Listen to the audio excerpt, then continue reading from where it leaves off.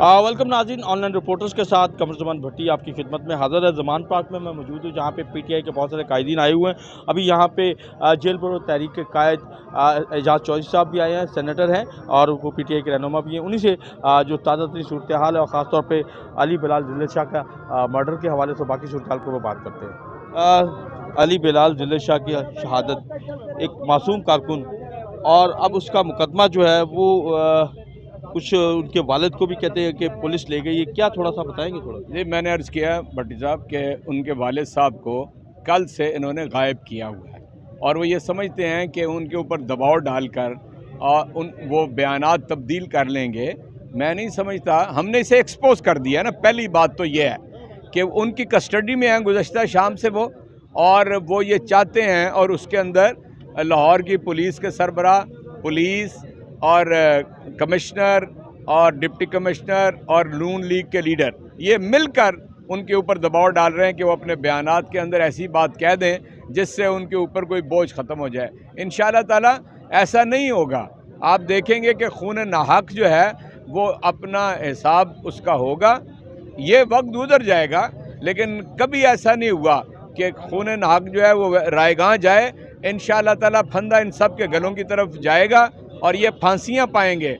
एक शख्स की शहादत के नतीजे में मुमकिन है 2-4 लोगों को फांसी हो, बचने वाले अच्छा, नहीं। ये जो है इनके वालिद की तरफ से दरख्वास्त आई थी वज़ीर आला पंजाब, निगरान वज़ीर आला मोहसिन नकवी, आईजी पंजाब और बाकी के खिलाफ, लेकिन ज़ाहिर है कि अब मुकदमा जो है वो तो इमरान खान साहब आपके ऊपर और बाकी के ऊपर हुआ है। क्या गवर्नमेंट को, आप लोगों को इसमें 3 नवंबर को वज़ीराबाद के अंदर गुज़श्ता साल इमरान खान के ऊपर एक कातलाना हमला होता है। 3 अतराफ से फायरिंग होती है और चेयरमैन के जिस्म से गोलियां गुजरती हैं। यानी दुनिया के अंदर कोई कानून अखलाक इस बात की इजाज़त नहीं देता कि जो मुतासरा फीरी को उसकी तरफ से दी हुई दरख्वास्त ना FIR बने, बल्कि इधर उधर से कोई पुलिसिया खड़ा हो के तो FIR दे दें। बिल्कुल वह नहीं। मैं समझता हूँ ये वज़ीराबाद 2 था।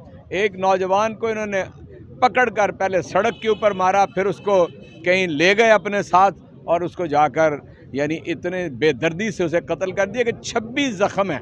3 जगह से उसका सर टूटा हुआ है, 7 सिर्फ चेहरे के ऊपर और सर के ऊपर 7 ज़ख्म है, और उनके जिस्म के नाजुक हिस्सों को कुचल दिया गया हुआ है। इसलिए मैं समझता हूँ ये जो लाश जो है एक मुसला की हुई लाश थी, जो पोस्टमार्टम रिपोर्ट हुई है। जो कुछ भी है इसमें कोई बच नहीं सकेगा इंशाअल्लाह। आज चौधरी साहब ने कहा कि जी हम मोहसिन नकवी साहब को माफ़ करते हैं। ये फिर माफ़ी क्यों? मेरा नहीं ख्याल कि ऐसा कुछ उन्होंने कोई बयान दिया है। हम ना किसी के ऊपर गलत इल्ज़ाम लगाना चाहते हैं, ना कोई माफ़ करने का मैं तो इख्तियार नहीं रखता। खून जिसका गिरा है उसके लवाहिकीन हैं वो, और उसके लवाहिकीन सिर्फ उसके वालिदैन और